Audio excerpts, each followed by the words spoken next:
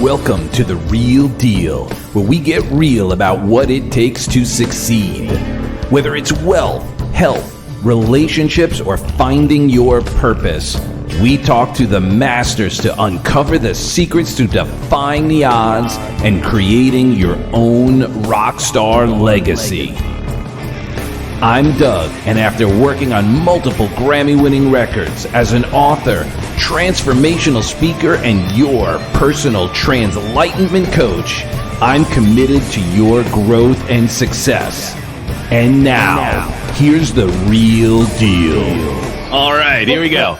So we have an amazing opportunity. My dear friend and incredible speaker, presenter, trainer, author, salesperson, consultant. He has been in this business for 30 years.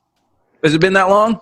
Yep, 30 years. Oh my goodness. So allow me to introduce Mr. Omar Periu. Although the terms dynamic, high energy, and superachiever all describe Omar as he is today, they aren't exactly the words which portrayed the results accomplished in his early career. Omar and his family fled Castro's regime when he was only 7 years old. They arrived in Miami with no money, no family or friends in America, and nothing but the clothes on their backs. Omar proudly wears his rags to riches story for others to hear about and learn from. Not knowing enough about success and its outcome, Omar sought out and studied the masters. He observed the difference between the performance of top achievers and the barely squeaking by making a living. By the time Omar turned 31, he owned some of the most profitable fitness facilities in the United States. From his modest beginnings as a take-it-on-the-chin salesperson, Omar knew the pain of rejection and failure. Omar developed his zero to wealth systems, the investigative selling principles, the 1-minute meeting effective presentation system, and from management to leadership skills. Implementing these into his own career, he soon became one of the top professionals in his field. This goes on and on, but I got to tell you, dude, you are crushing it. You've been working with Zig Ziglar, General Powell, Colin Powell, Larry Bird, Harvey Mackay, Jim Rohn, Terry Bradshaw, Larry King, Tony Robbins, Don Shula, Lou Holtz, Denis Waitley, Les Brown, Kevin Harrington. The list goes on, and I do have to share with you this one bit, and I think I did. Back when I first got into personal development, Tony Robbins' Personal Power was my first thing, the 30 days, right? Marshall Silver, Passion, Pop, and Power, and your program, and it was called Diamonds to something. Was there something with diamonds? Diamond, like it was Diamonds to Riches or something. I don't know. But I remember your picture, and like those were my first 3 personal development products, and it's so amazing to have come full circle and be able to call you friend, to learn from you, and work with you, aside you, and have this opportunity. It's just blows my mind. So, dude, thank you so much for sharing your most valuable asset. Thank you, Doug. Your time. You are a master. What a great intro. You really rocked it. I mean, we need to get you on radio. I have a face for radio. This is true. So, I've been really blessed. I met some great mentors. The gentleman that owned the health club where I worked at, his name is Tom Murphy, and he owned a company called Champions Unlimited, and he managed Tom Hopkins, Denis Waitley, Dr. Maxwell Maltz, Dennis Brown, Jay Abraham, just to name a few. He was best friends with Jim Rohn, Bob Proctor, introduced me to Brian Tracy, got me on, he owned the club. He was the investor, and he became my partner, and we built the largest health clubs in the United States. And then he asked me to go on the road with Tom Hopkins. I was the only authorized speaker in the world for Tom Hopkins. And then he got me on Get Motivated in '96, and I was on Get Motivated until like 2 or 3 years ago. And had a blast with that, Success Resources, and been lucky to work with Tony on his results programs. Mm-hmm. And I do the 10X stuff. So I'm a lucky guy. I met the right people. I always ask my mentors and coaches, why me? And they said, you're probably the most coachable guy we ever met. And you know me, we've become friends in the last few years, and I never let it get. It never got to me. I always I'm still the same guy that started out, and I'm always open to new ideas, which is what I love. Absolutely. And you're also like, that sound cliche. You are also a super nice guy. Like your heart, you wear your heart on your sleeve, your smile, like there's an engagement, a warmness about you that is just so like inviting. It's like people just, I'm sure, want to hang out with you just because of your vibe. Like you're just like, hey, and you're very giving, you're very sharing, you give, great advice, and you're not, you are what you are on stage, off stage as well. Yeah. Like you're powerful on stage and you're powerful in person. I'll never forget my dad always said to me, no matter where you are, because my dad was, in Cuba, very wealthy, and he lost everything, and he lost everything 3 times. He was the employee gate guard at the Boca Raton Resort and Club. That was his job. And my mother was a maid there. And my dad would always say, it doesn't matter who you are, where you come from, you put on your pants just like everybody else, one leg at a time. You're not better than anybody else. He says that people just take advantage of the circumstances that are put in front of them. And that's what I want to talk to everybody about today, is really like stepping it up. I mean, things are different now. Things have changed. You and I were talking right now. I'm doing, 4 to 5 Zoom calls around the world for companies. I'm working right now with Zoom, teaching leadership and sales for BB&T, Oracle, Motorola, Microsoft, Zep, you name it. And it's a whole different world. So we have to adapt to this world. So it's important that everybody, like my whole business, the first thing I would tell you, and Doug will agree with me, is invest in yourself. Mm-hmm. Because right now I'm revamping my whole business, my whole company. I have 7 companies. Not one of them is every one of them has been affected by this. So we're tweaking everything out more. I think this thing just like increased to get online quicker than we thought it would, right? Yeah.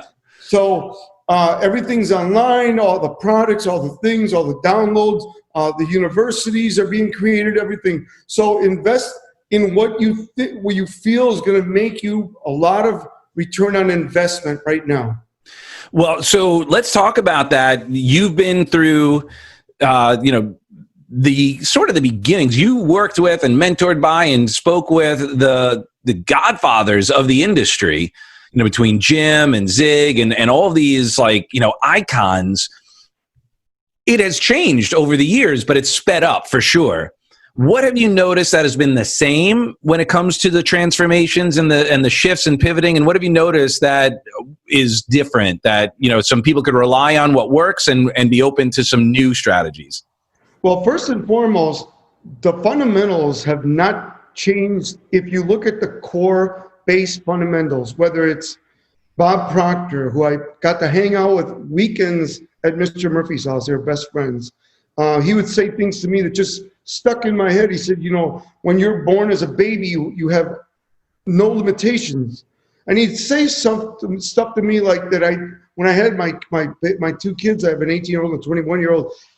He said, the first thing you do when you're born, what do? They put you in a crib. What's in crib? Bars.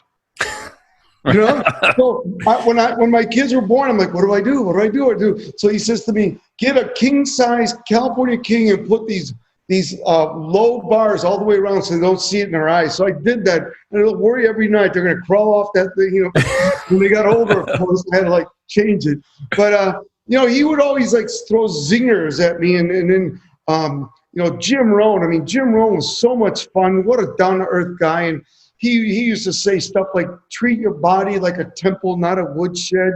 He'd give me books to read. I got so lucky, and that's why I still do this, because as you know, I don't have to work. I haven't had to work for 29 years. So my money, I have 7 companies that make me money right now while we're sitting here, and I still make over 7 figures in speaking and other things in books. I'm on my 21st book right now. 22nd, actually. I'm writing 2 books right now. I just got called by my publisher to write a new book on what's going on right now. But I'm on my 21st book with another gentleman. I don't know if you noticed, I'm doing a lot of car stuff. I love cars. So I'm doing a book on cars. It's kind of cool. So I just love to work. And that's one of the things that everyone must get. For me, find something that you would do even if you weren't being paid for. Now, you got to be paid for it, because I always tell people, if you're an entrepreneur and you're mistaking activity with results, you're going to get disappointed, disillusioned, and quit and go back. So make sure that you're making money what you're doing. But I learned from Wayne Huizenga, as you know, I'm on the board of directors and at Wayne Huizenga School of Entrepreneurs here in Nova, and the board of governors. And he always said, tell everyone, find something you love, something that you would do like passionately, and something that feels like it's not work. And I love what I do. I love, you and I meet for coffee and we talk about things and in the industry and all that. And so again, back to your question, the fundamentals still work. Tony works. I mean, you can pull unlimited power right now and get something out of it. Earl Nightingale, the first big motivational speaker, The Strangest Secret. Yep. You can pull that out. You can go to George Wattles from 1934 and pick up Secrets of Growing Rich. You can go to Jim Rohn, Take Charge of Your Life. Brian Tracy, Psychology of Success. I mean, Tom Hopkins, How to Master the Art of Selling. You name it. You can go to that now. What's going on now? You better get ready to eat your Wheaties. Things are moving much quicker. And you got to invest in yourself. I really don't push too much on the internet. I'm doing more of it now, if you notice. But I did because I was happy being on, doing 38 Get Motivateds a year in front of 30,000 people every time. Success Resources with 8,000 people. Being on the Gotta Be Hungry tour with my dear friend Les Brown, who I love. And, working with Brian Tracy and Rohn. So I never really did that. Now everything's different. You can start out today, and if you have the right tools, you can look bigger than we are because of what you do. I mean, you look at guys that have come. I remember working with Grant Cardone when I did 14 states for JM Lexus, and he came in. He was just starting to sell his automobile training. And now he's a monster. He's a giant. Yep. And I did an event with him about 3 months ago with Kevin Harrington. So, yeah. So, I mean, Ty Lopez, Gary V, you name it. There's Brandon Bouchard, a lot of great people out there doing good things. So I remember the way I got into Tony, obviously, was the infomercial, right? So that was that. Now, it sounds like you were able to find a niche with other speakers doing some more corporate stuff, as opposed to the, like moving out into the other environment, into the, specific, just personal development. But everybody kind of had a niche that they broke out of. Your niche was sales and real estate, right? No, sales and leadership. And leadership, okay. My book, The 1 Minute Meeting, as you know, did very, very well. So that went nuts.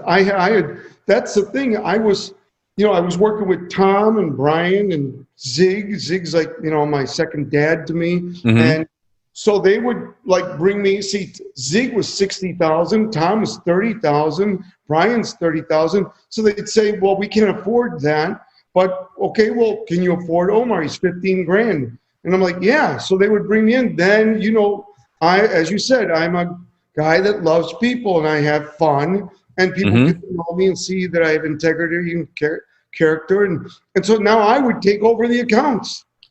And beautiful. I left Tom. Everybody came to me. All the people that I was training for all these other great mentors came to me. Of course, I took care of them, Right.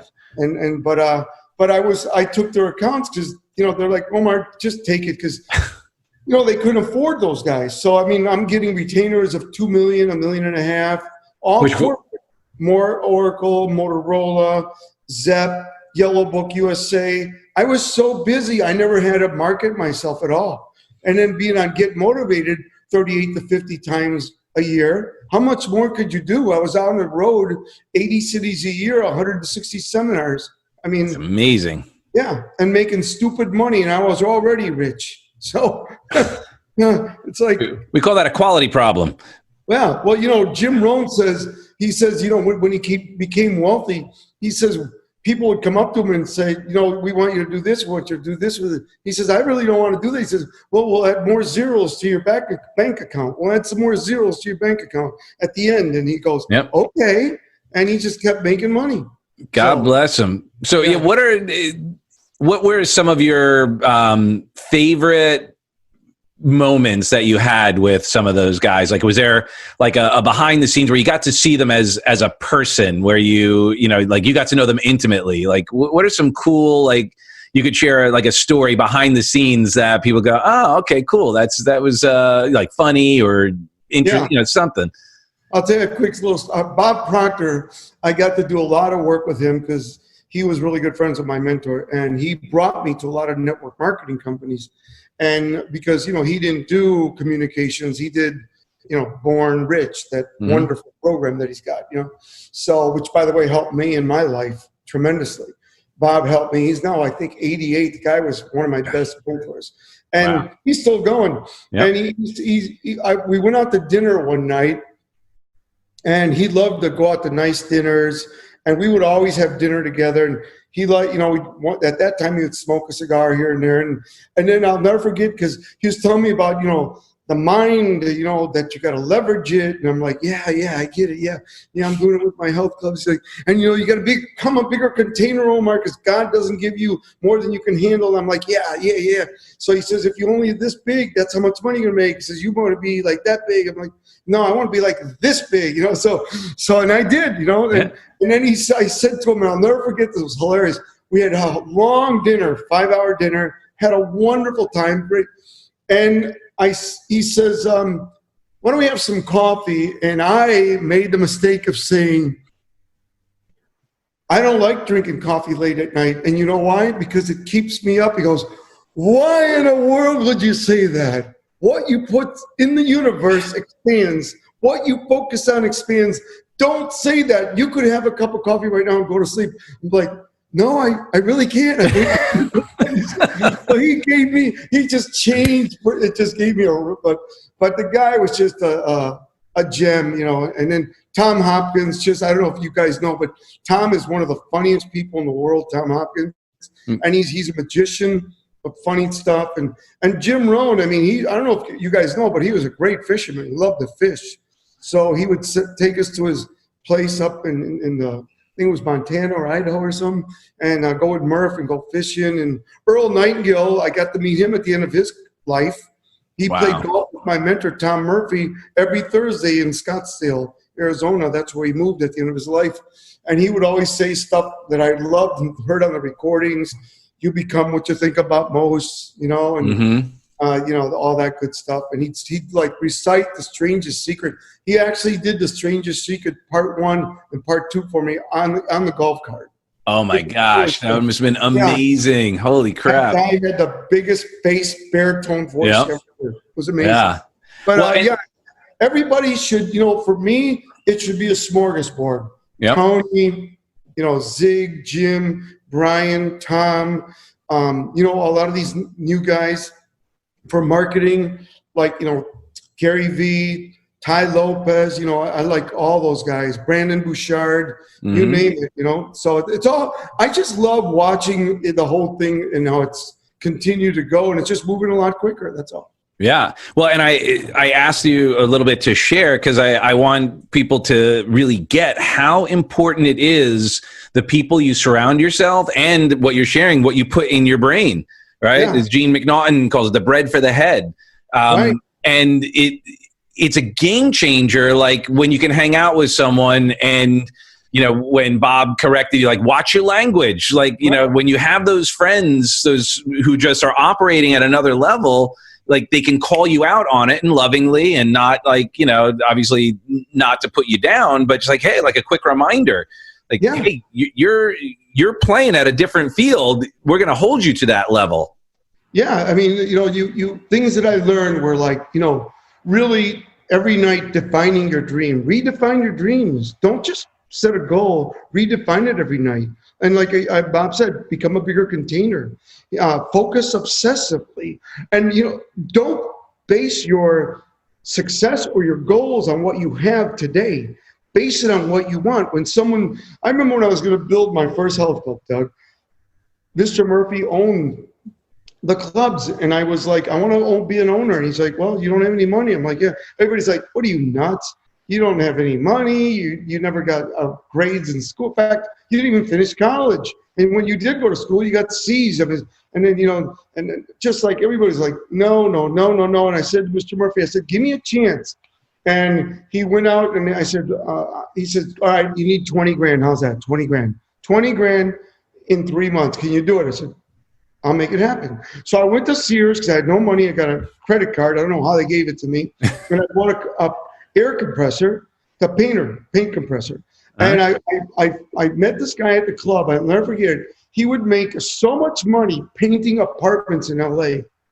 So I thought, there's got to be a lot of apartments because there's a lot of people. So he said, look, just go to this area. I don't work there. And here's the pricing. Underbid everybody $100 an apartment and you'll get work. So I went in and I underbid my bodybuilder friends at the gym, did the trim, like the shiny stuff, the gloss. And I would go in, shh. And as I studied opera, I'm a lyric tenor. Worst thing I could possibly do is BCS. 3 months later, I walked in and I handed Mr. Murphy 20 grand cash. And then I said, here's 20 grand for the first club. And here's 20 grand for the second because I sold my business to one of my bodybuilding friends. Wow. He goes, I am impressed. And that was the beginning of it. And how old were you? I was 23. Wow. Yeah. And I went nuts, then I just said, let's go. And after the first 28 health clubs, he got out of the game and I kept going. As you know, my employees, Chin Yi, Lewis Welch was his sister's husband now. Kay was his mother, my bookkeeper and accountant, and his sister was my aerobics director. And so they changed everything and they took it to another level, and I did really well with them. And the name of as you know, LA Fitness. So unbelievable, brother. So let's back up. You came here when you were 7. Right. What was your life like up until, you went to school and stuff, but what were you exposed to? Because you came with nothing.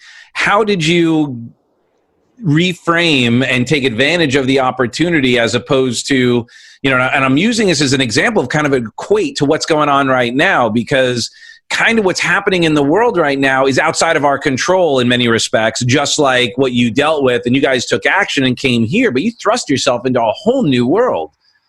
Yeah, it was, we landed in Miami. We escaped. We told them we were going on vacation, and my dad didn't come with us so we wouldn't get caught. So my mom escaped with the children, and we landed in Miami. They took us to the Freedom Tower, which is still there in Miami. It's called the Freedom Tower. Mm-hmm. It wasn't called that then. And I was really sick with stomach problems and all that because I had been eating old food and stuff, escaping. And so it took months to get me all okay. And then we were sponsored by a church to Joliet, Illinois.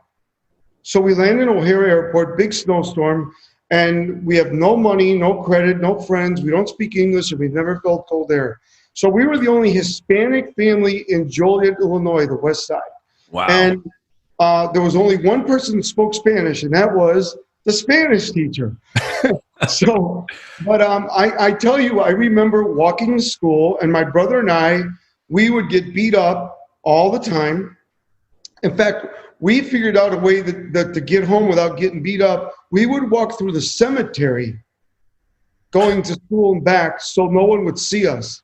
And we'd hide and walk to the cemetery. So I know, what it's like to be, I am a minority and not speak the language, which, people don't like you when you're different. And so I just, I think that people just got to embrace and love each other more. And we have to just, figure it out. It's going to take time, So you came here, you just one sibling?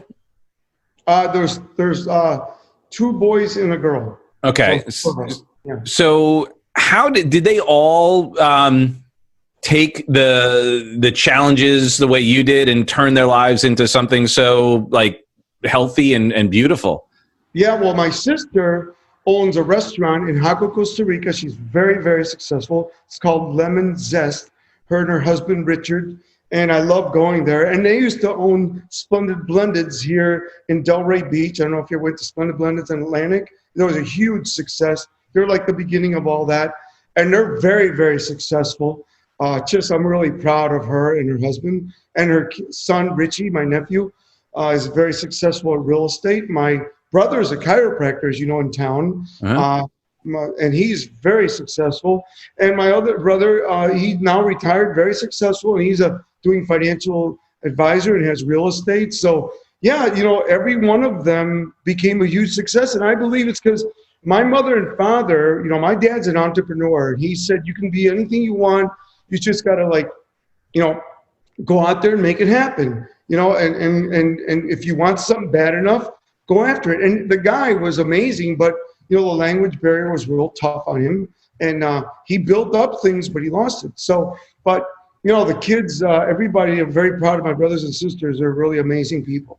That is beautiful. So would you say is what was there a defining moment or an understanding? What was your belief system about the situation you were in, being beat up, having a language barrier, not knowing anything? Really, the only two exemplars you have are your mother and your father believing in you. How did you navigate that? And obviously, all of you did. So there's got to be some pattern that you all adopted. Yeah, well, I think that it's a combination of my mom and dad and the schools we went to and the people we met. So my mom and dad, my mother is my biggest cheerleader. She's now probably 4'11". She was probably 5'1" then, but when she walks into a room, she's 6 foot tall. She never yelled at us. We were never yelled at. We could never do no wrong. She would say, yes, see, go, you can do it. Come on. It's like, and my brothers, sisters, they got the same encouragement and empowerment. And my dad is like this entrepreneur that, he was wealthy in Cuba, came here, lost everything, built up an empire in Joliet, lost that because he was behind, and he actually sold it to some people and they took him. Which is not very good because he couldn't speak the language. So he moved here to Florida and, he decided just to work at the resort and as an employee gate guard. My mom was a maid but they're just happy people. And my dad's tough. My dad's tough, man. But my dad's tough, but like always trying to move you to, yeah, let's do it. Come on. But my mother's just like the most beautiful woman in the world, Beautiful. So as you were growing and then you started, obviously you applied what you teach, basically it's all personal development stuff, belief in yourself and accessing your, taking advantage of your resources that are available, seeking out, putting yourself in the right environment. You created an incredible thing. Were there ever how'd you get into speaking actually? So you built up your gym. How was it that you transferred and reinvented into speaking? Well, that's a great question. What happened was all the speakers became my investors. So I became friends because Mr. Murphy invested their money into the clubs because those speakers made crazy money. And they would do these anyway. So he invested their money into our clubs. And so when I sold the clubs and stayed on as president for a few years because they didn't want to shake it up, I walked into a diner and Tom Hopkins was sitting there with Tom Murphy and he said, we'd like you to go on the road with us and work with Jim Rohn. And they were doing a tour with Jim Rohn and Tom Hopkins and himself. And then they said, we want to get motivated with Zig Ziglar and Colin Powell and Schwarzkopf and you name it. I mean, I spoke with Larry, everybody you can name. Those events were the biggest events in the world, 20, 30,000 each. They did an amazing job. And Brian Forte and just amazing. I got lucky. I met people that were starting out like Brian, and he kept me on board, and I got to ride the wave with him, and have a blast. And so the whole thing was the speaking came from them investing in my clubs and me doing the right thing. That's what I wanted to bring up.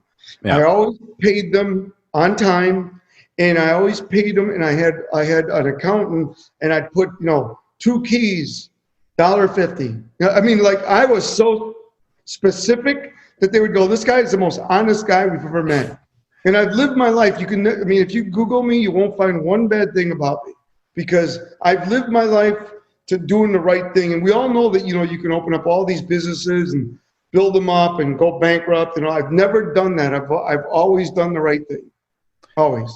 Beautiful. I mean, I can attest to that. I've, been here for a few years, and we obviously know the same people, and everyone has nothing but, amazing things to say about you. There's never been like, oh, I'm going to go see Omar. Whatever. Like, oh, he's great. Tell him I said, hey, like I was with James Malinchek, and he's like, yeah. Omar, what a great guy. Oh, I got, it's like, I've never had anybody be like, oh yeah, Omar, like, yeah.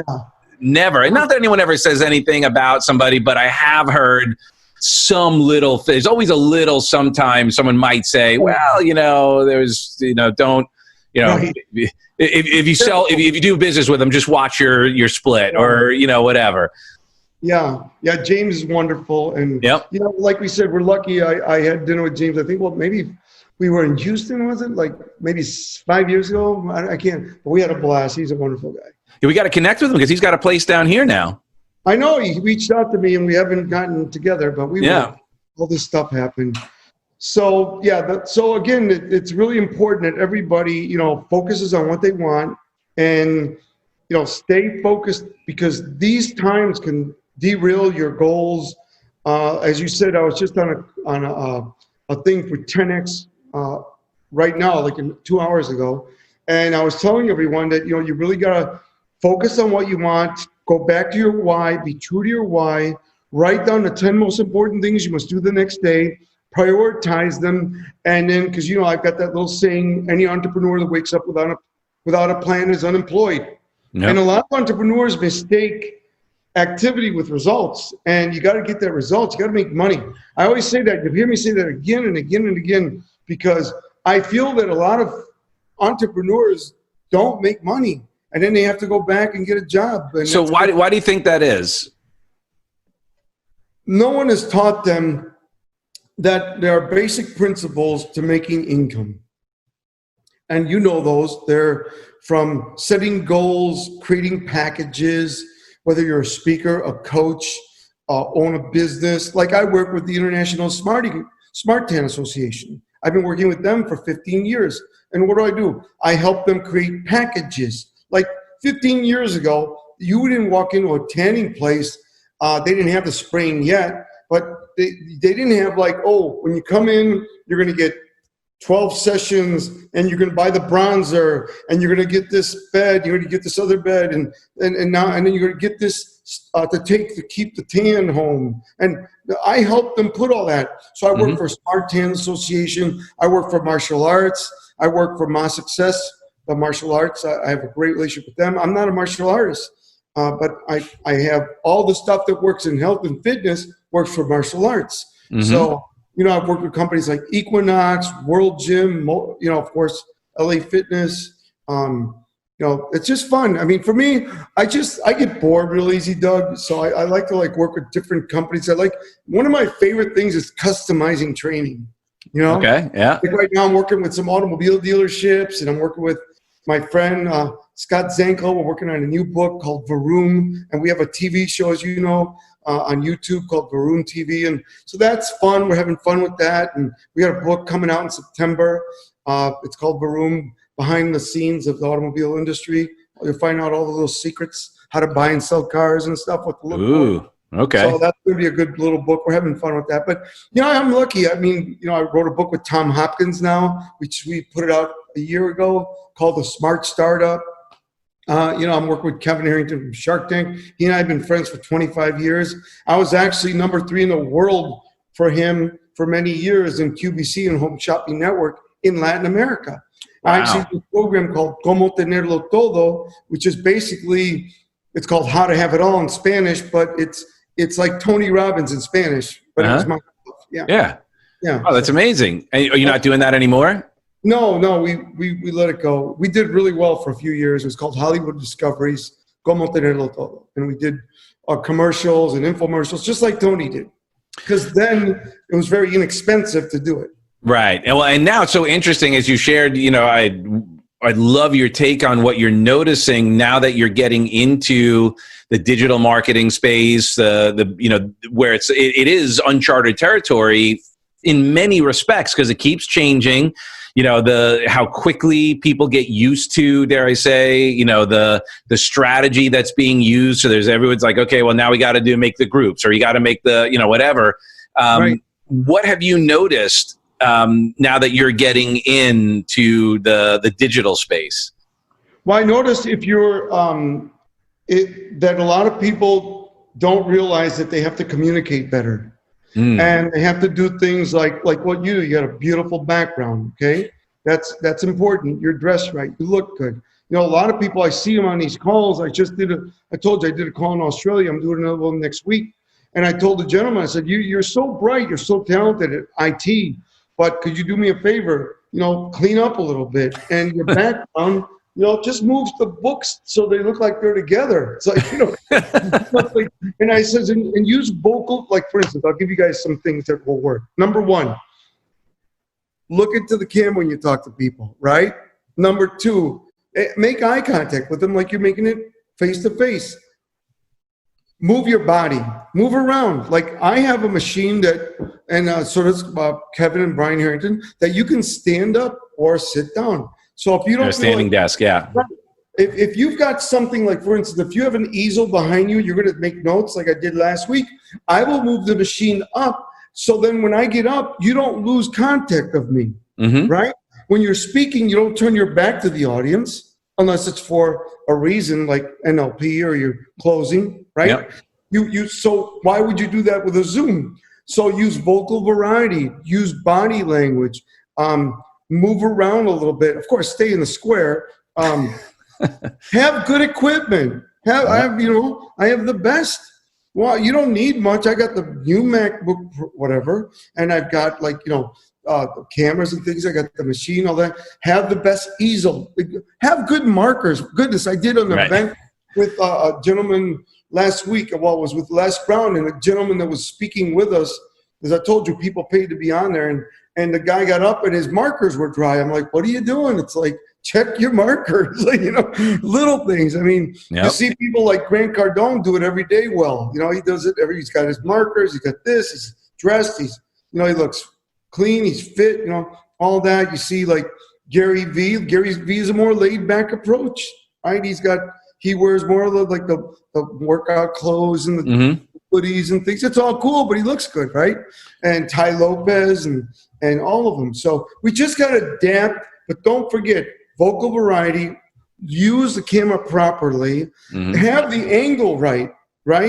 I mean, I've seen some people, it looks like they got it on their lap and the camera's looking up. What is that? I mean, you've seen it, right? Yeah. So just, use the tools that you learn in, I have the programs that I teach. Use the tools now live. Right. Yeah. How have you adjusted in the way you are making your offers now that it's a hybrid, right? So have you been reaching out to, or have they reached out to you, like any of your past clients who maybe you had some bookings? I mean, I know for me, all my gigs, for the most part, died. And, there's no more gigs. Now, unfortunately, some of them that I were doing, they were with a seminar company that's not necessarily coming back. But what have you done to adjust your momentum? Yeah, well, what happened to me is I told you I was doing three 10X masterminds a month. And I was doing masterminds for Success Resources, and I was doing events with Les Brown. So what happened, everything went online. So what I did, the first thing I did is I emailed all my friends from BB&T, SunTrust, Oracle, Motorola, Microsoft, all the people that I have relationships with, and said, look, I know things are different now. What I'd like to do, because things are different, I'll do a free month of Zoom calls weekly. And then after that, just pay me a third of my fees. Just a third. So instead of getting 15 grand, I'm getting 5 grand. That's fine, right? But then, that's the corporate. Now with the things like we're doing, like Les is getting 15 right now. I'm getting from 2,500 to 5 for these kind of things. Of course, not.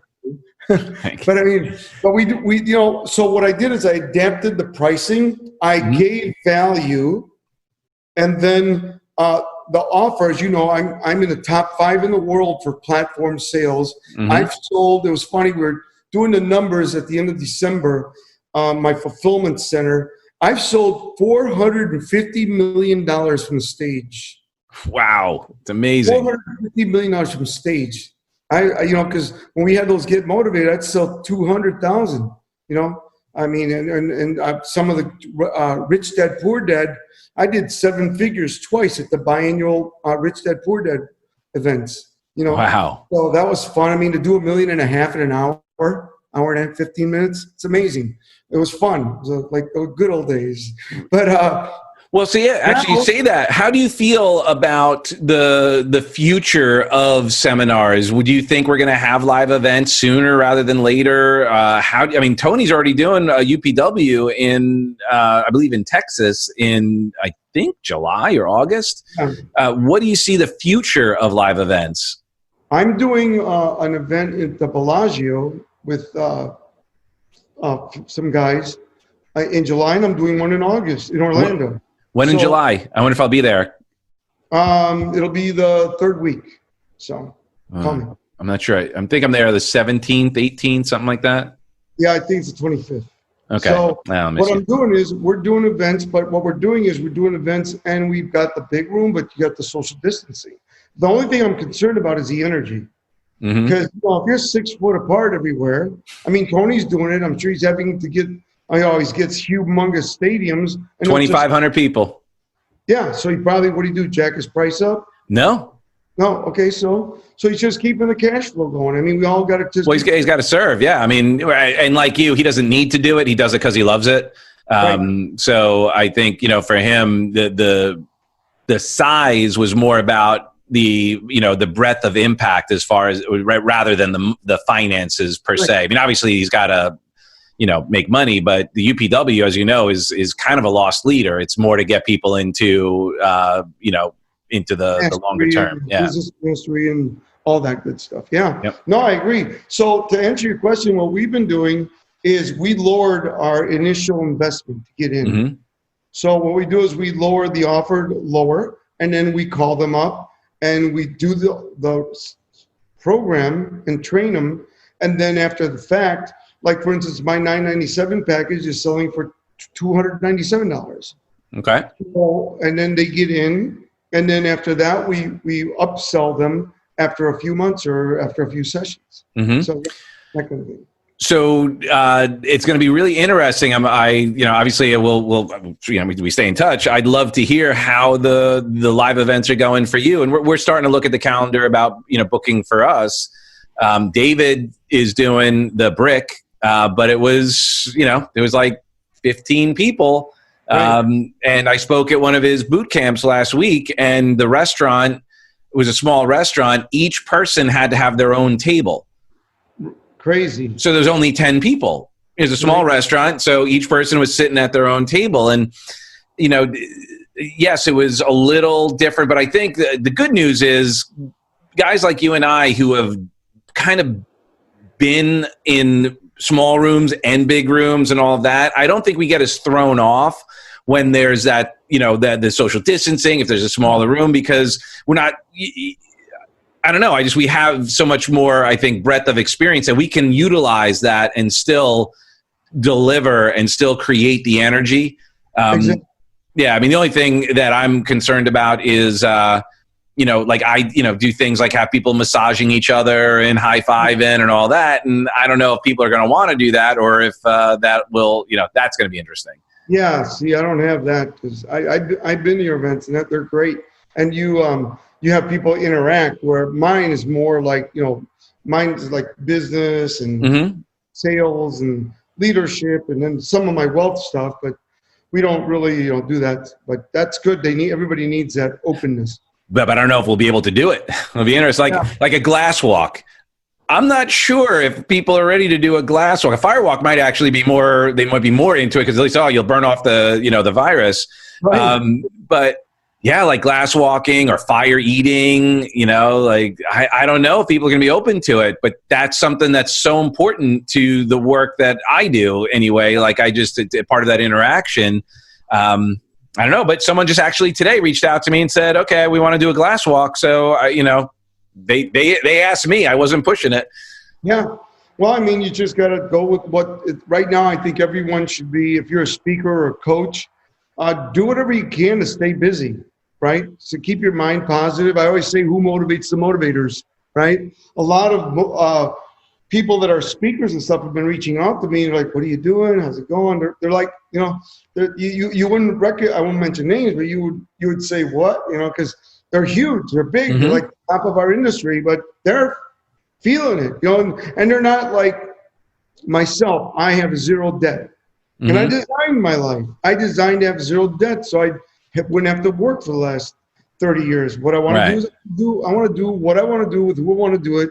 Financial independence, financial freedom. I love making money, and I make a lot of money, but it's not my main focus. It just comes, right? Right. Well, and I think that's really important from a coach speaker perspective as well, is to be smart. Like, with Heidi and I, we do real estate so that we could speak. We speak so we could do real estate. Like, our coaching and speaking because, we want to have a legacy, multiple streams of income. We, got to have all of that. But I think there are a lot of people who do over leverage themselves, and they forget that it's, it could be taken away. Yeah. Well, remember what Jim Rohn used to say, you have to prepare for the seasons of life. Right. Yeah. The winter's coming. The winter came. The winter came and kicked everybody's ass. Yeah, in fairness, this was more than a winter, though. I think this came up as like a hurricane, a tsunami, an avalanche, all at once. I mean, I sat in this place.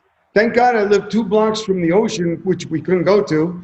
But I got to walk and look on A1A. I'd see it, and I'd walk twice a day. I got 2 dumbbells out of my warehouse and a yoga mat, because I was starting to take yoga classes, and because I need it, because I need to be more flexible, because I was a sprinter in college and a power lifter. So I bought a yoga mat because I thought it'd be fun. It is fun. And so I had my yoga mat, I'd stretch, and I'd do my exercises, and then I do isometrics, I do my dumbbells. I do a full workout with 2 dumbbells. And then I walked twice a day, like an hour and a half, and I was like, but it was crazy just to be so isolated. And my kids were here with me. My daughter came home from My son, was doing online. Everybody's doing online school. And a lot of, I feel for these parents that had their little ones, and, they had to like entertain them and educate them and keep them focused. And so, ours is 5. So we had similar stuff. Fortunately, the gym, her gymnastics camp is open, so we can drop her off and let her get out of the house, and we can actually be able, both Heidi and I work, not have to take turns. Right. So I think that everyone adapted, and we're doing really well. I think, it's not, people are still dying and stuff and getting sick, but we're until we get a vaccine. This is the new economy. So we have to, number one, I tell everybody to, make as much money as you can and manage your money, streamline everything you're doing. Don't waste anywhere. And just in case this thing comes back in the fall, just be ready, my first goal, Doug, when I started working, was to have 6 months of income put away. And I did. I put away 50% of my income, so I would have 6 months of income, because I never wanted to feel the pressure that I had when I was broke, right? And then now, it pisses me off to have to go and take money out of my investments, because I had to, because as you know, our business just totally stopped. Right. And I got calls from the health clubs, they couldn't pay their rent for 3 months. So I deferred the rents, and then, of course, you and I know I was doing 3 events a month, 2-day events, and they went away. So now we've been doing them online and all that, but it's not the same. So what was the first thought that came into you when all the, when they started to look like it was becoming a reality and then they're about to lock everything down and all that? What was the first thing that you experienced, that you felt or thought? Well, the first thing was I had another event in March, and the guy did it. He did one in the beginning of March and one in the middle of March. And I'm like, I don't think I should get on a plane. It's in New York. We did it in New York. I told you they rented Billy Joel's ex-house. And I said, well, here's the only way I'll come, okay? You pick me up at LaGuardia. It's not an Uber. It's one of your guys. And they drive me to the house, which is an hour away from New York. And I stay at the house. I speak for the group in the house. And the next morning, I was there for 2 days. I get up and I'm on a 6 o'clock flight out of LaGuardia. That's exactly what I did. And the same guy took me back. And then when I got here, of course, they quarantined anyone from New York for 14 days. So I had to stay, like self-quarantine. Yeah. So I got a thing from Delta saying, hey, you got to stay in your house for 14 days. So here I am with my kids hoping I don't have this. And, but it was crazy. Yeah. So the first thing was like, wow, what's going on? Because I was with Kevin Harrington speaking, and he had just flown from China. Wow. Yeah. Don't worry, we're not going to quarantine you from China, but if you came from New York to Florida, then you go. That's it. Yeah. And then so he's like, man, I was thinking, what about this stuff? Because I was in China. I'm like, I don't know. And then we found out after the event that some guy that was there got it after we left.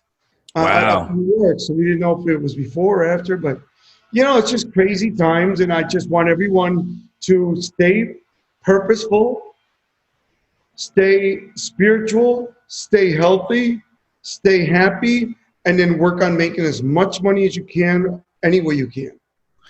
So how would you, for right now, for maybe coaches who are starting out, speakers who are still wanting to speak, how could they monetize? Like, what is it? Where do you see the opportunity, and what's the mindset behind that? So, because yes, I agree, everyone's got to be making some money. I mean, that's, we can't live without it. What's some advice or mindsets or tweaks that you could recommend someone? I would tell everyone to, number one, get more active, get more social media going. It doesn't have to cost you anything. Do a lot of things with people like yourself. I'm doing, as you know, I did 2 with Les Brown.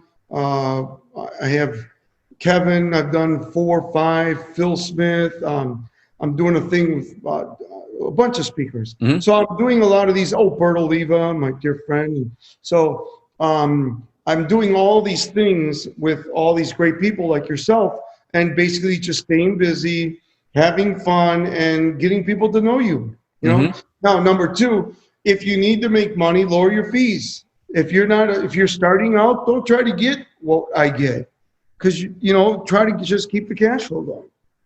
So what is, because I think for some of the fear behind, speakers as they're starting out is what's the right price? And then now with Zoom, is there a market for speakers to get gigs on Zoom? How many, have you done any of your past clients where they're like, we'll just wait to have you come live?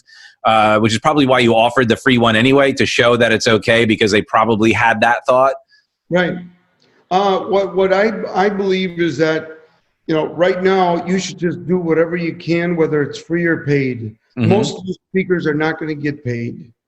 I mean, you see events every day that all these other speakers are putting up with Les Brown and all the other, Kevin and celebrities, and they're doing that. They're paying them to get you to show up so they can sell you their stuff, right? Mm-hmm. So if you're new, get on board with those people. Just be on the same stage so people get to know you, and tell them to follow you on Instagram or Facebook, things like that. And obviously, like you were sharing, and we'll of course post it and have you share, you have a free book on your Instagram and on your website, right? On my Instagram, it's at Omar Periu, just at OMAR Periu, and you're going to get the full book, 178 pages. Get fired up, and it's not going to be like you get 5 pages and you got to pay for the rest. You're getting the whole full ebook. So there's no following up and dropping. I'm just doing it for you guys. Oh, that's beautiful. And so as you're moving forward, what are some ways that we can capitalize on these opportunities? What are some new opportunities do you think that are going to be available? I think there's going to be a lot of opportunities online for companies that it's going to be more like I'm doing something in the UK. I wouldn't be able to do that right now. I couldn't fly there.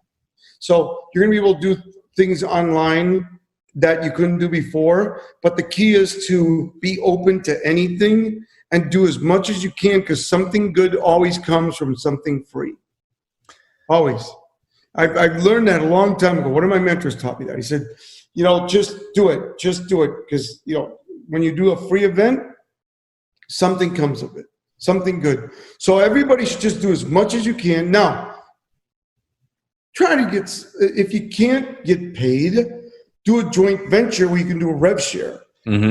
Right? Like, for instance, I told you I did one with a friend of mine a week ago, and I sold 13 packages at $1,000. So you do a rev share. I took 60% of that. So that wasn't bad, sitting in my shorts and t-shirt, and you made whatever, $6,000. So, I'm averaging probably 5 to 10,000 every time I do that.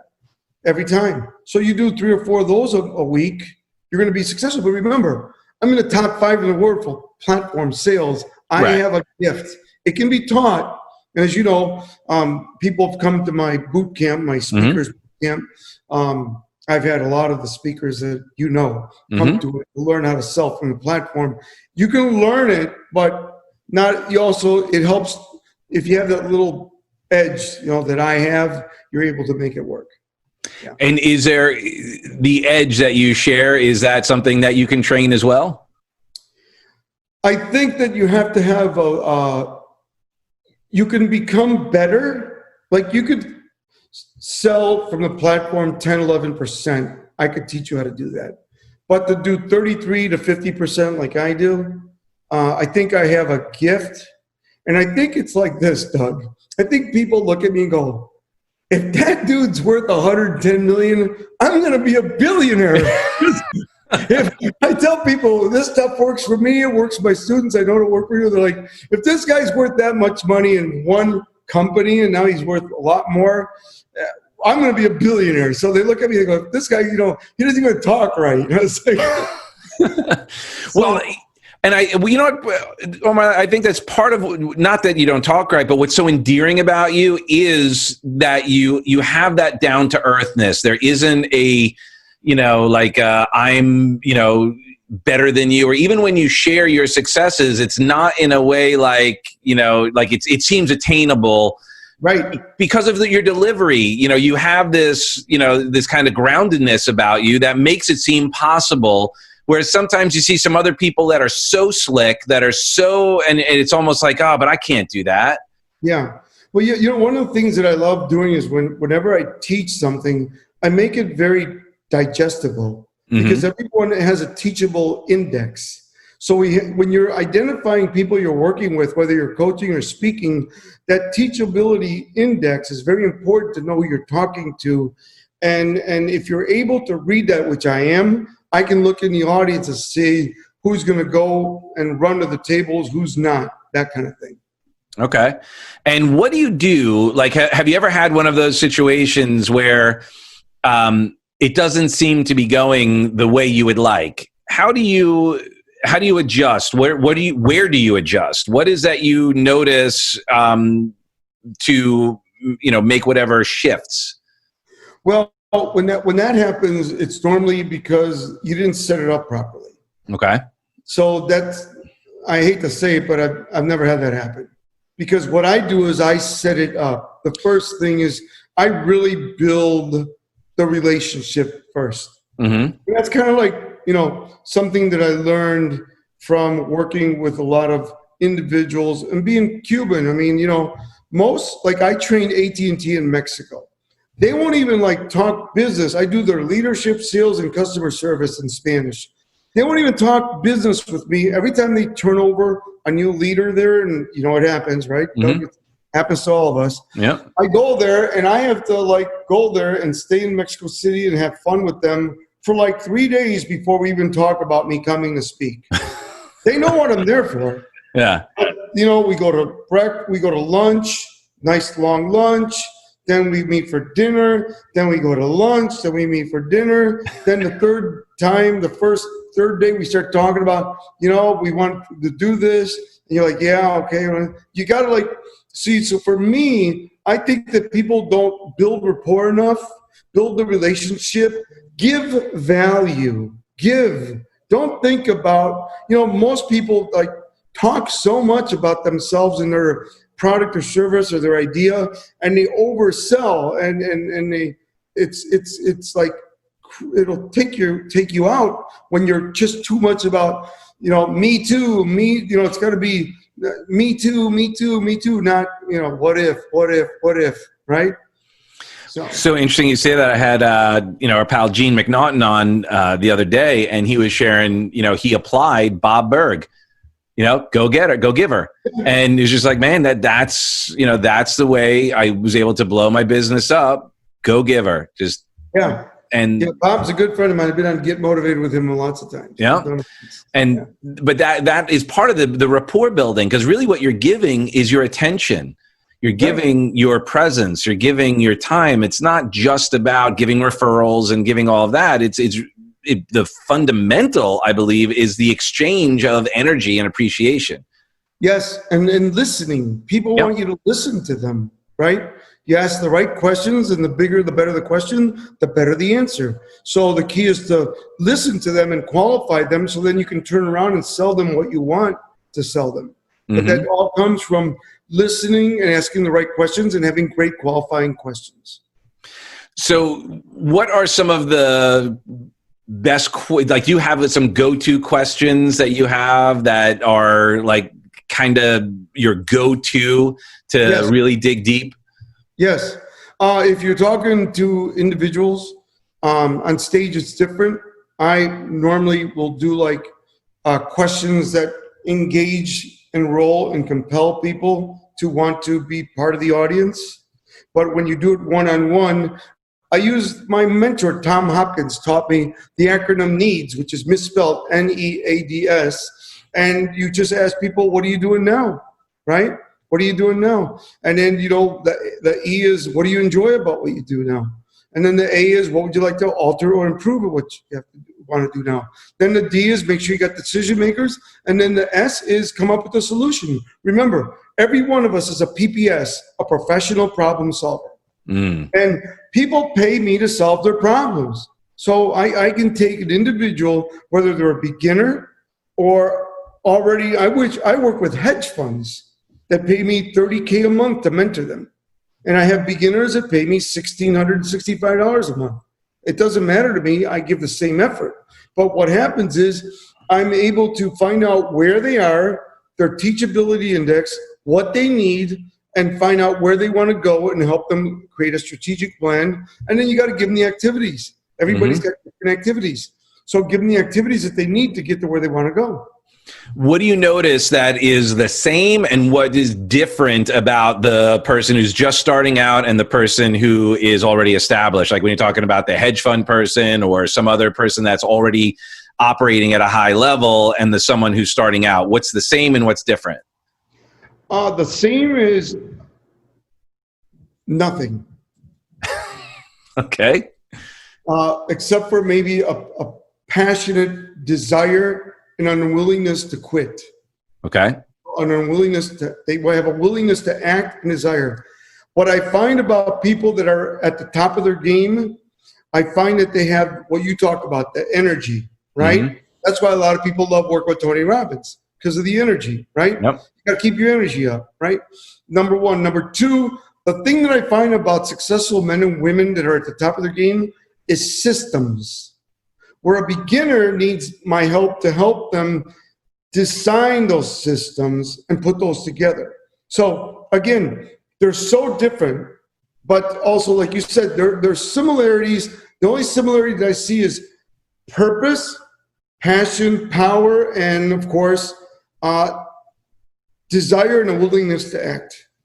So beautiful. And I asked that because part of the purpose of why I even got inspired to do this show is to show what's possible, right? To show that even when times are tough, that we can all figure out a way to do it. And you especially having the where you came from and what you turned it into is such a beautiful example. And by finding out what's similar with the top performers and the people who are there, then the people who are here go, okay, if I have the same trait, if I have that, then I can do it. And what you said, I was not surprised at all by your answer that it is the commitment, it is the desire, it is the purpose, it is all of those things, because that starts first. Without that. What I meant by nothing, I meant like, you know, the mindset is so different at the top. And the systems and the money, because the money's coming. Of course. You know, like I worked with a company this morning, and you know, the guy, he's a billionaire, and he makes, you know, something like 80 million a year. So he is like at a whole different level. Where if you're starting with a beginner, you know, the only thing they can really go after is their purpose, their why. And by the way, you don't need money for that. That's what I love about it. Right. When I mean that, you know, what I was talking about is these people got like a team, they've got leaders, they've got systems, they've got all this stuff, where this person is just getting started. So I meant, you know, but what they do have that you don't need money for is a why, a purpose, taking action, conditioning your mind and body for success, you know, retweaking your goals every night, waking up with a plan. That stuff takes no money. You know, I think that we make too many excuses for why we're not successful. But once you get to a point where, like this gentleman I was working with this morning, he's got people around him who are beasts. They're beasts also, because they're making 7 figures a year working for him. So what he's done is he hired right. So if you hire right and you have systems, then you're going to grow. You can't grow your company unless you do that, guys. That's what I teach, and that's what I train people. Beautiful. Well, systems, without that, I mean, that is the scalability, the duplicatability, all of that. So you can rely on, like, it's like scripting with a sales presentation. That's a system, right? It has certain points in it and certain reasons for it. And without having that mastery and that system in place, when something comes in and screws you up, you don't know where to go. But if you have it in place, you go, okay, I know what part of the system to get back into to keep going. Exactly. And if you look at the biggest thing that I tell everyone is sales. You know, what clogs up first if you don't have systems? Sales, your sales. If you have too many sales, if you're attempting to complete, let's say you're a realtor and you have 5 homes closing in a week. If you don't have systems in place, you're not prospecting still. So now what happens is your funnel dries up. So the key is to keep the funnel full. So while you're selling and closing and getting deals out, the funnel stays full and you never have an up and down career. It's always steady, straight up. Yep. Well, and the system I have right now for this is I'm recording, like, while things are kind of relatively slow, for lack of a better term, where I have a little more free time, where people are still, there's some people are still under quarantine and all of that.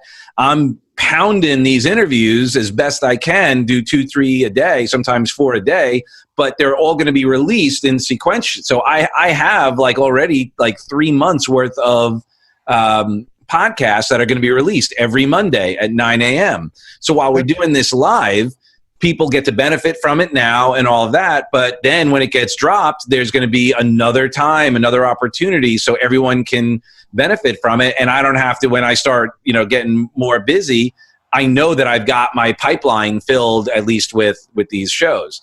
Smart. As best I could do. And also what I believe is the universe will provide that whenever this, the date will be for whomever this release is, is going to be at the right time for the right person or people, because they're going to be in a place ready to hear that message. Well, people need to hear these messages. Yep. I need to hear it. I play the messages every day myself. I'll go on and I put on, like, every day I'll put on, well, not every day, like 4 days a week. I'll put on the old timers. I like listening to Jim Rohn, Part of Your Life, or Earl Nightingale, Strangest Secret, or, I listen to a little Zig because I miss him. And, so I do all that stuff. I love listening to different things. It's just fun for me.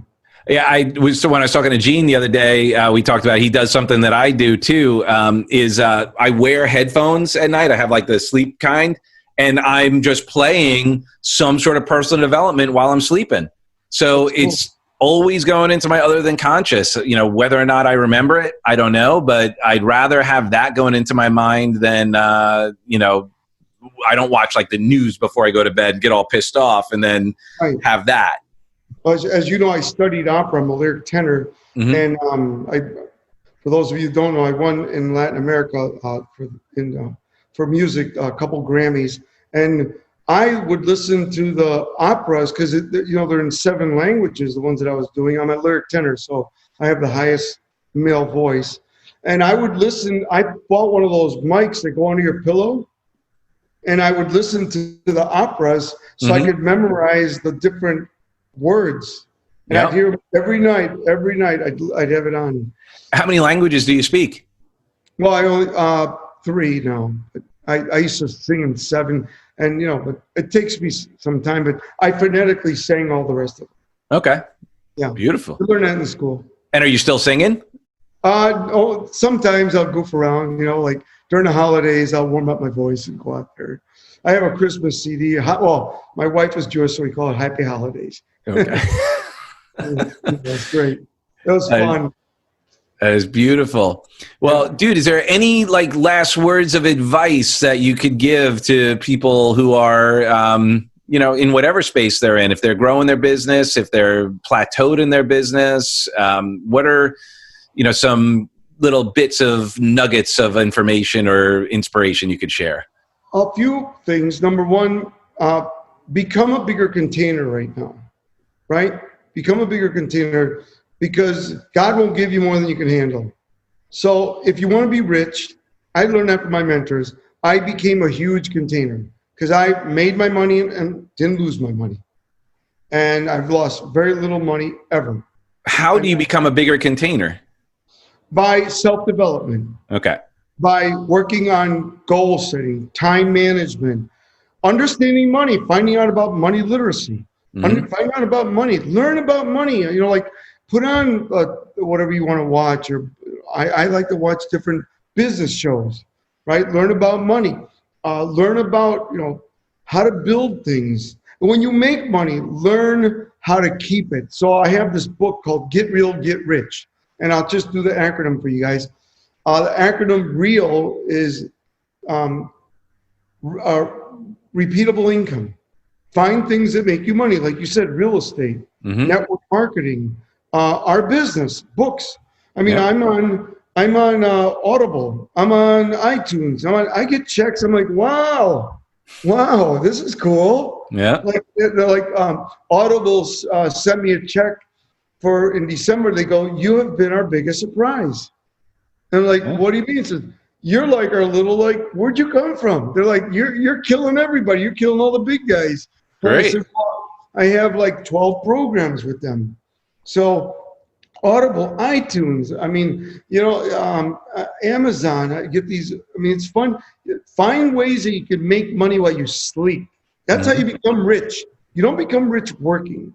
You become rich by sleeping and money's coming to you. So that's what I recommend, number one. Number two, become a bigger container. Have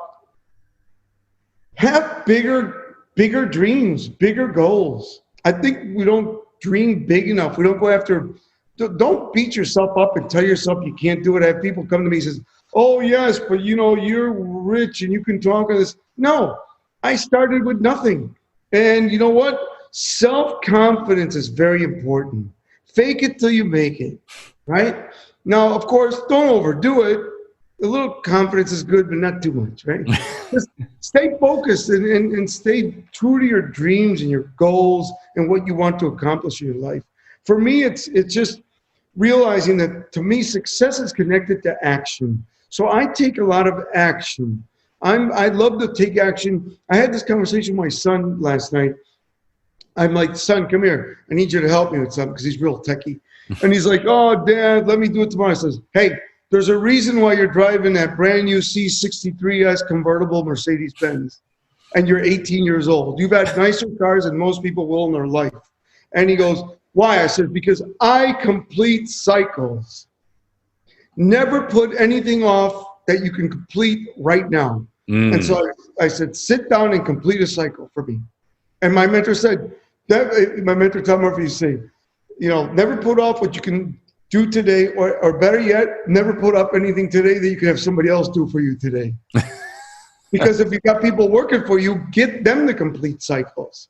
And the more cycles you can complete, like for instance, if you're in sales and you're chasing a sale that the person keeps telling you, oh yes, I'm going to do it, and they're not. And if you just go, look, are you going to do it or not? They go, no, great, thank you. You just completed the cycle, right? Just tell me the truth, right? I mean, the bottom line is completing cycles. I'm really great at completing cycles. So become a bigger container, complete cycles, and remember, what you put in your mind, as you know, Doug, you teach this, thoughts are things, you become what you think about most. Your mind is going to have cells of recognition. If you don't learn to pull those weeds out and replant a seed of greatness and cultivate it, that weed, if you pull it out, what happens when you pull out a weed? There's a what? A void there. So every time you go to think like that, you're going to go into that hole. And that's what happens. And tell yourself, it's not what's wrong with me, what's wrong with it, what's wrong with them. It's who's going to do what, when, how much, and how fast. Who's going to do what, when, how much, and how fast. And that's how I got here. And you know what? The simple things to do, like Jim Rohn said, are also the simple things not to do. You just got to keep it simple. I think people complicate their life too much. If it's meant to be, it's supposed to be easy. I don't, things come to me. Less effort, less work, more income. David says that thing too. The less I care, the less I work, the more I make. And I think what he means is it's not about not caring. It's about not getting stressed out about stuff. Like, things are going to happen, but I can't let that, I can't have it take me out. I got to be doing the things I love, not be doing things like what you shared. If someone else could do it for me, have them do it rather than me. And that's about delegation. And then obviously create the bigger vessel so you could receive it. I mean, let go, let God, right? You've heard it a million times. Let go, let God. And my mentor always used to, he was funny. He said, hang around with champions, hang around with eagles. Hang around with people that are going to take you somewhere, not people that are going to beat you up or bring you down. Hang around with people that want you to succeed. Hang around, people that see and feel vision. That's what you want. You want to be around. I love hanging around with inspired people. I love inspired people. Inspired people to me are so attractive. They're so attractive. I just love being around inspired people. And that's why I love being with you.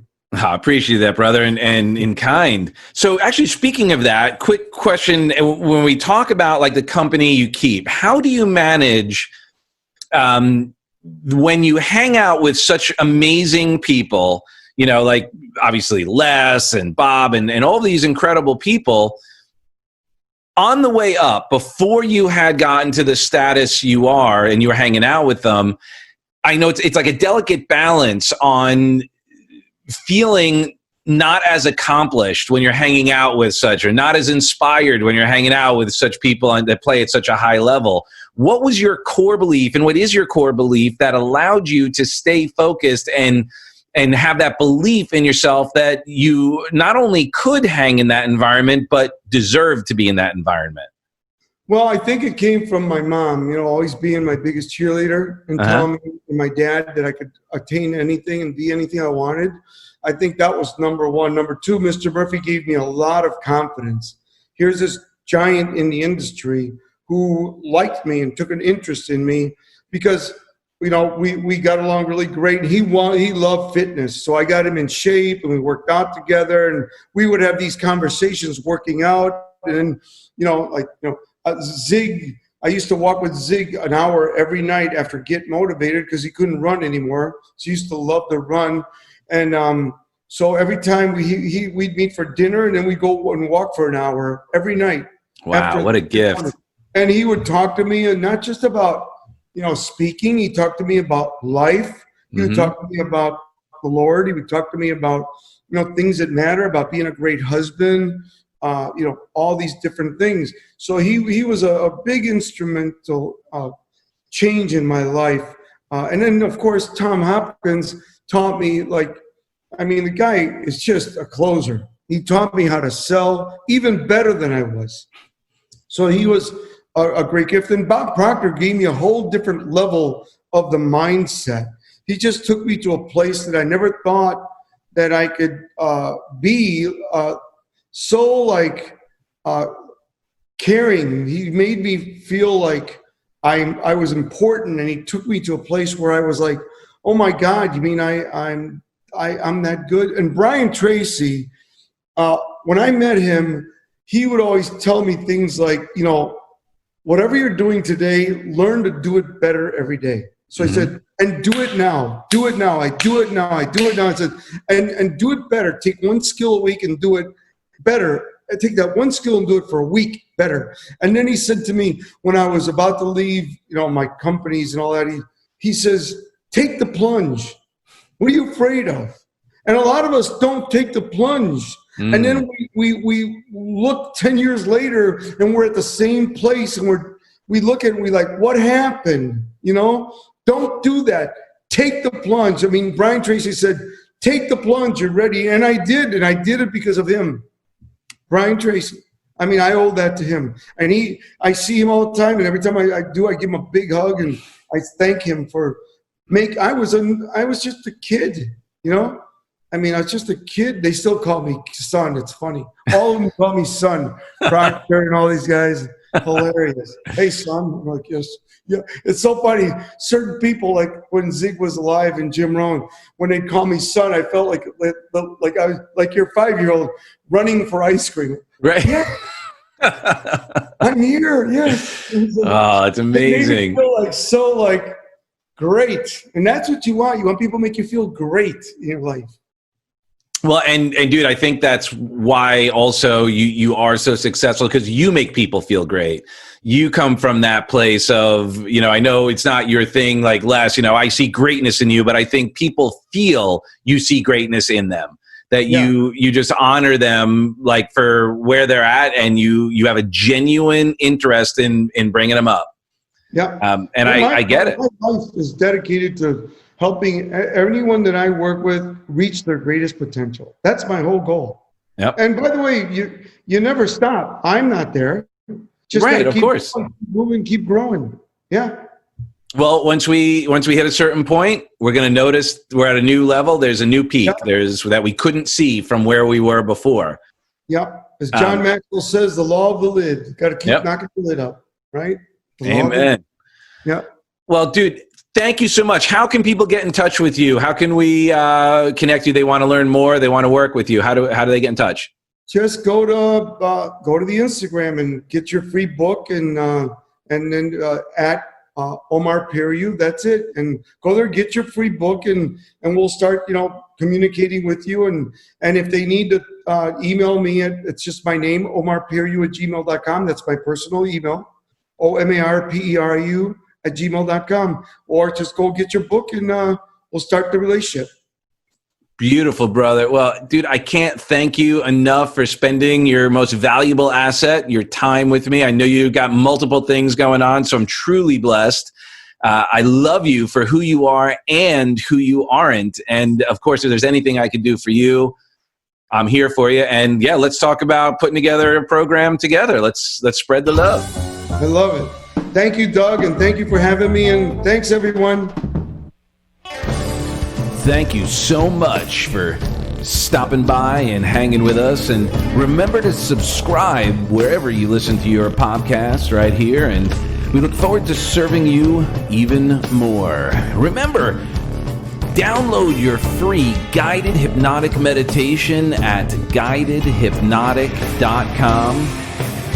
That's guidedhypnotic.com, where you'll get your free anxiety-busting meditation. We look forward to serving you, and if you have any questions, comments, please feel free to reach out. All right, we love you for who you are and who you aren't. God bless.